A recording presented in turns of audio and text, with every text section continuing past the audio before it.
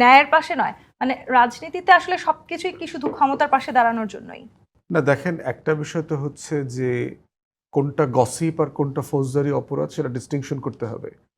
এবং সেখানে যে কোনো ঘটনাতে রাষ্ট্রের যে কোনো জনপ্রতিনিধি যে কোনো লেভেলের উনি যদি আইন অমান্য করার মতো কাজ করেন, ফৌজদারি অপরাধ করেন, সে যে দলের যত বড় নেতা হোক তার বিচার করতে হবে। ইকুয়ালি এই ঘটনার ক্ষেত্রে একই বিষয় প্রযোজ্য, সরকারকে ইনভেস্টিগেট করা হোক। দ্বিতীয় যেটা ঘটনা সেটা হচ্ছে যে আপনি যদি আইনের ভিত্তিতে অপরাধ নাও করে থাকেন, পাবলিক ইমেজ কিন্তু এই পারসেপশনগুলোর উপরে বিল্ড হয় যে আসলে এই দলের নেতারা কেমন, এই দল আসলে পারফর্ম করতে পারবে কিনা, সে আসলে যতটুকু মোরালিটি প্রিচ করে এইটা আসলে ডেলিভার করতে সে পারবে কিনা। থার্ড গুরুত্বপূর্ণ প্রশ্ন হচ্ছে যে একটা রাজনীতিবিদকে কি আপনি কি দিয়ে জাজ করবেন, তার জাজমেন্টের জায়গাটা কোথায়, সে আসলে কয়টা গার্লফ্রেন্ড ইউজ করতেছে, কয়টা বিয়ে করতেছে, এইটা গুরুত্বপূর্ণ, না আসলে কতটুকু সে পাবলিক সার্ভিস ডেলিভার করতে পারতেছে। জবাবদিহিতাটা আপনি করবেন কোন এখানে জায়গায়? যদি আমি যুক্ত করি, যাকে নিয়ে এই আলোচনা শুরু হলো অর্থাৎ সাতক্ষীরা ৪ আসনের যিনি সংসদ সদস্য, তিনি নির্বাচনের আগেও তার নানান রকমের বক্তব্যে নারী বিদ্বেষী এক ধরনের মনোভাব দেখা গেছে। আপনারা যেহেতু সেই রাজনৈতিক দলের সাথে এখন ঐক্যবদ্ধভাবে কাজ করছেন, রাজনৈতিক পথে হাঁটছেন, আপনারা কি এগুলো নিয়ে কখনো কোনো প্রশ্ন তুলেছেন? বারবার তুলেছি, এটা আমাদের পজিশন না। তো আমাদের ঐক্যের জায়গাটা কি ছিল? নির্বাচনের আগে ঐক্যের জায়গা ছিল সিম্পলি ইলেকশনটা একসাথে করা, এর বাইরে কোনো আলোচনাই হয় নাই কে কোন জায়গাতে কোনটা নিয়ে একমত দ্বিমত।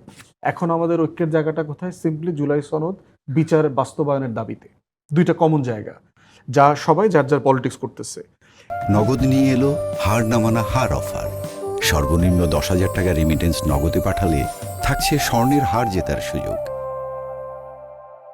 বিষয়টা হচ্ছে যে আপনি দল আকারে অ্যাড্রেস করবার চেষ্টা করলে এটার বটমে যেতে পারবেন না। রিপন ভাই কারেক্টলি বলেছে যে একটা পার্লামেন্টারি কোড অফ কন্ডাক্ট করা দরকার, যেটার মধ্য দিয়ে আমরা ইংল্যান্ডে দেখেছি আপনার ক্যাশ ফর অনার একটা স্ক্যান্ডাল হয়েছে। ব্রিটিশ লেবার পার্টির যখন ক্ষমতায় ছিল তখন ম্যাসিভলি ব্রিটিশ পার্লামেন্টকে নাড়িয়ে দিয়েছে যে প্রাইম মিনিস্টার গুরুত্বপূর্ণ নেতাদেরকে পলিটিক্যাল ডোনেশন করলে হাউস অফ লর্ডসের মেম্বার হওয়া যায়, পার্টি নমিনেশন পাওয়া যায়। আর দ্বিতীয়ত হইল বিখ্যাত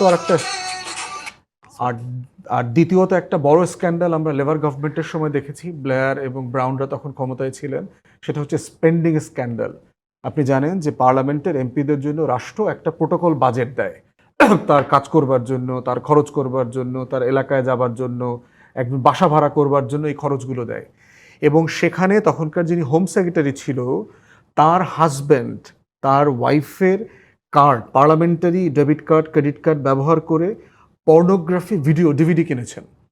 এবং সেটার রিসিট পার্লামেন্টে যখন অনেক টাকার রিসিট জমা দিয়েছে একসাথে, সেখানে ওই রিসিটটাও পড়েছে যে পর্নোগ্রাফি ডিভিডি কিনেছেন পার্লামেন্টে পাবলিক ট্যাক্সপেয়ারদের টাকা দিয়ে। এবং তখন তার মন্ত্রিত্ব থেকে তাকে রিজাইন করতে হয়েছে। এবং সেই দুইটা স্ক্যান্ডেলে শুধু তাই না, ঘটনা বাংলাদেশে আদৌ কখনো ঘটে নাকি ঘটবে এই প্রশ্নটাও আমাদের করা উচিত।